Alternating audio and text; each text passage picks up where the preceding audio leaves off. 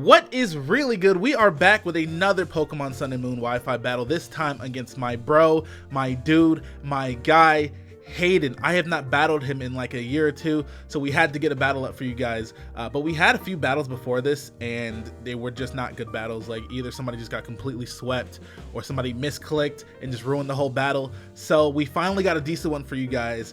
Now the thing is, when Haydunn tweeted that he was looking for an OU battle, I decided that it'd probably be a good idea for me to bring OU Pokemon to an OU battle. Do you follow me? Because I watched the battle from Haydunn's perspective, because he uploaded his a bit earlier than I did, and his entire comment section was just completely shitting on me for bringing these OU Pokemon to this OU battle, and I'm like, what's happening right now? Now, it's nothing against Haydunn or his fans, because of course I do understand that Haydunn normally uploads battles with lesser used Pokemon, but how can he be mad at me? It's not like I saw his team before we battled and then just decided to completely counter it with these unbelievably OU Pokemon that I'm bringing. Like, it would just surprise me that people still do that. And I'm not trying to shit on his fan base, like I said.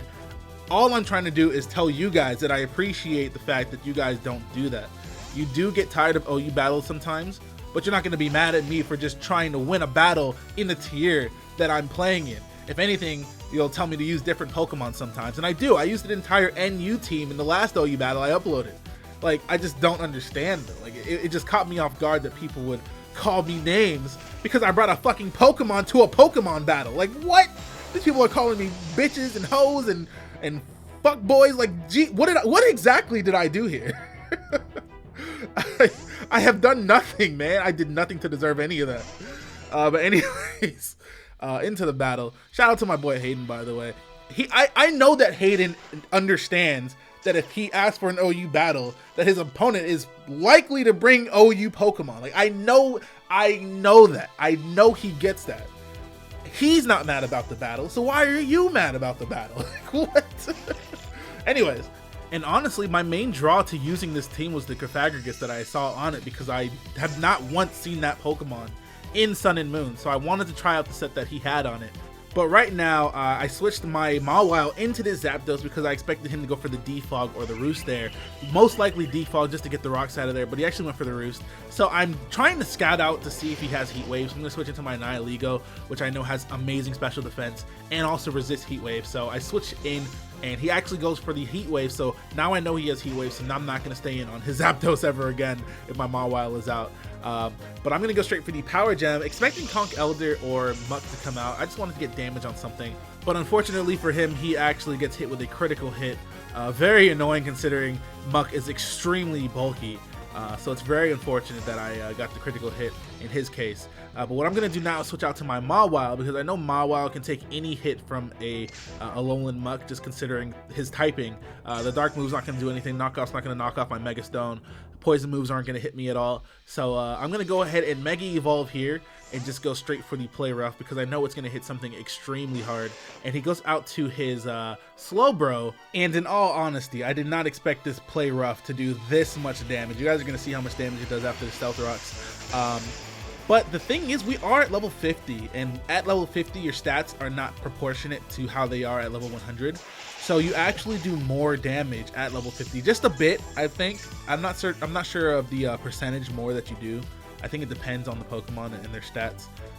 But you do a little bit more damage at level 50, so that could have come into play.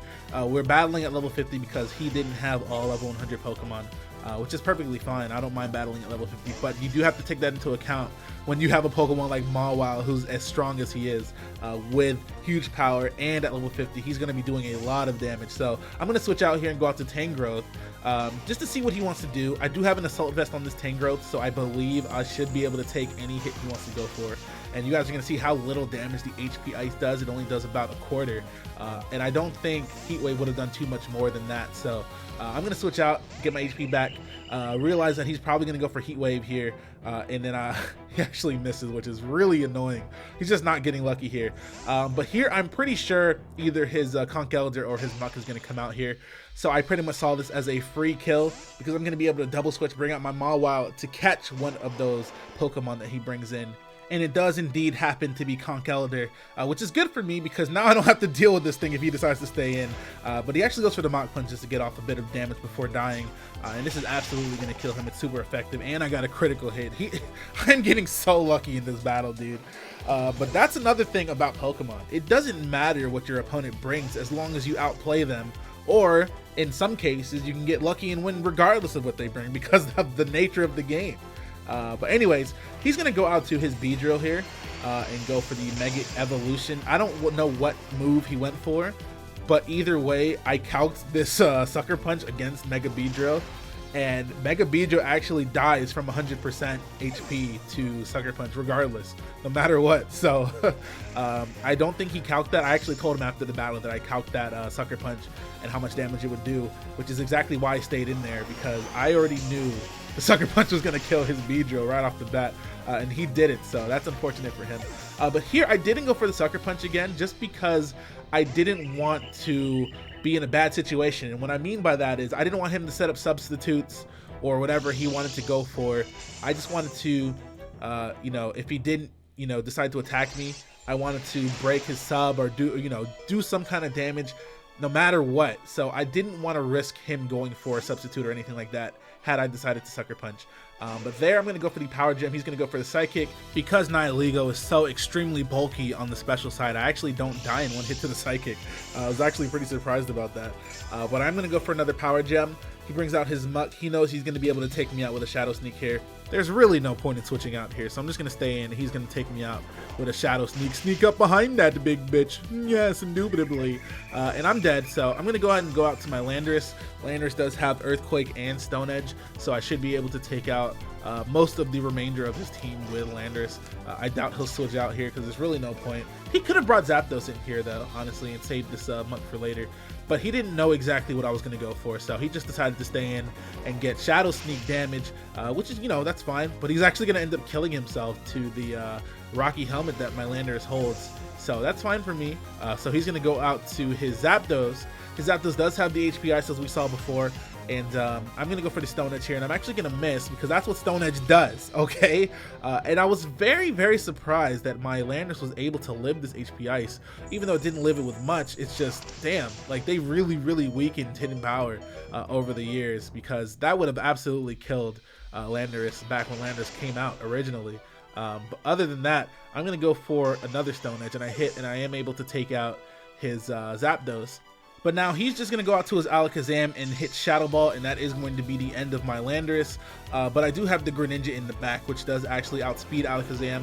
So once my Landorus does die, I will be able to go out to my Greninja and just click Ice Beam and end the battle there. So that's going to be a 3-0 for me, which really isn't even that bad. It's not like I completely stomped his team out, man. Like, and another thing that I really, really, really want to emphasize, it doesn't matter what Pokemon your opponent brings. You can always outplay them, or most of the time outplay them, unless their team just completely counters your team in every single possible way. Usually you can outplay your opponent. Like, it's like people forgot about that. I'm a big, big, big believer in that. If you ever saw my battle against Max Protect, he had a very, very annoying team, and I still had to find some way around it. You have to be able to outplay somebody regardless.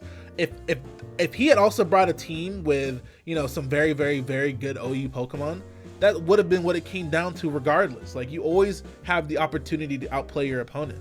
Like when I made that double switch against him with Mawile and he brought out Conkeldurr, that was me outplaying him because I knew he would do that. So I took a risk and double switched and was able to get an upper hand doing that. So anyways, I just want to, you know, let you guys know that it's not the end of the world if your opponent's team is better than yours usually. But once again, shout out to my boy Haydunn. Love that guy. Go ahead and check out his YouTube channel, please. Make sure you subscribe, make sure you watch his videos. He's a very funny dude. All that good stuff. Hit that like button, comment, subscribe. Gonna be uploading an episode of Pokemon Clover tonight for you guys. Not quite sure when it'll come out, but it'll be up there. So see you guys later. I am out of here. Bye.